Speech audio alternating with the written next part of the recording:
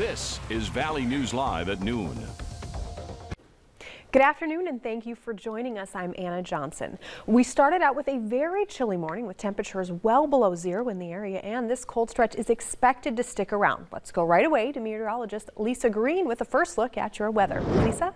Well, good afternoon. Yes, it's been a chilly one. We are working at warming up, but wind chills are still really low. We are in the 20s and 30s below, and even close to 40 below in Thief River Falls right now at 39 below. A wind chill of 32 below in Crookston, Grand Forks 31, and Devil's Lake 39 below zero. So frigid start, 26 below in Fargo, and not so bad in the south. It's still cold. We still feel like we're below zero, but temperatures are a little milder there, and the wind has been lighter too. Here's a look at our current conditions. These are our actual air temperatures, not factoring in the wind. It is currently 12 below zero in Fargo and in Grand Forks. We've got more clouds in Fargo. Devil's Lake is at 15 below still, and you can see Southern Valley a little bit milder, especially in the south and east, where we've got some sunshine still. 2 below in Fergus Falls and 4 below in Bemidji, and calm conditions in the Fergus Falls area.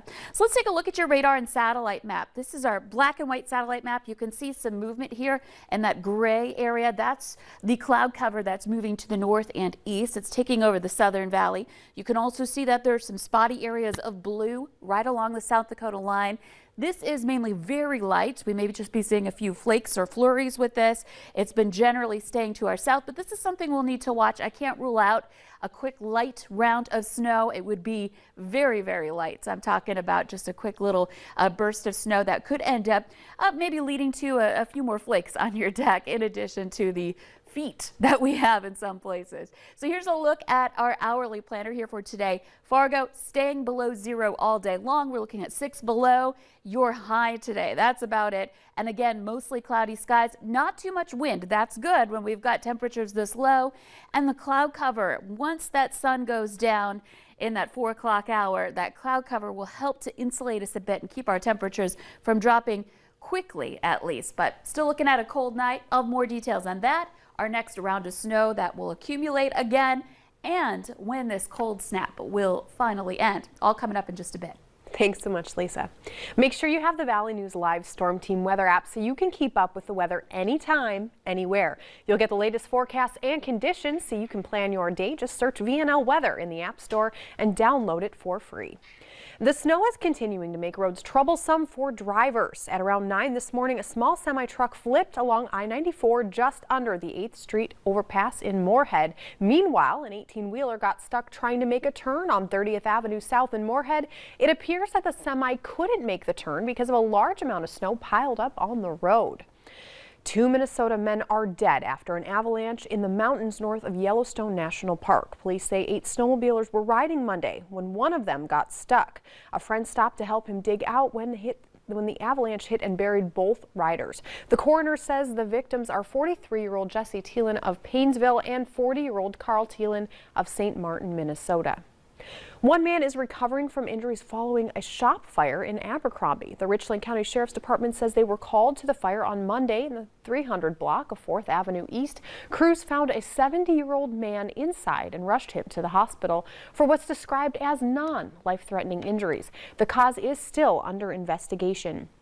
Meanwhile, investigators are trying to find the cause of a fire that seriously damaged a Grand Forks home. It started at around 2 this morning in the 600 block of Cottonwood Street. Everyone who was inside was able to get out safely and no one was hurt. The U.S. is seeing a surge of new COVID cases as the country prepares for New Year's celebrations. The CDC report yesterday showed the U.S. hit an all-time high with more than 400,000 new cases. But as cases spike, the CDC is defending its decision to reduce quarantine from 10 days to 5 for asymptomatic COVID patients. The agency's director says 85 to 90% of viral transmission happens in those first 5 days, and then to mask up the remaining time to capture the last 10 to 15%. And now the FDA is warning that the antigen tests may be less capable of detecting the Omicron variant, which could lead to false negatives. That's part of the reason why the CDC says a negative test is not required before coming out of isolation. We don't know how this antigen performs with regard to predicting transmissibility towards the end of your period of infection. The good news is the PCR test used at most testing sites is very reliable and can detect even tiny amounts of the virus. The bad news, lines are still long at most testing sites. Essentia Health will be opening a new clinic in West Fargo. Here's a rendering of what it's expected to look like in the lobby. It'll be at the lights along 32nd Avenue in Cheyenne. The new building will be unveiled next fall.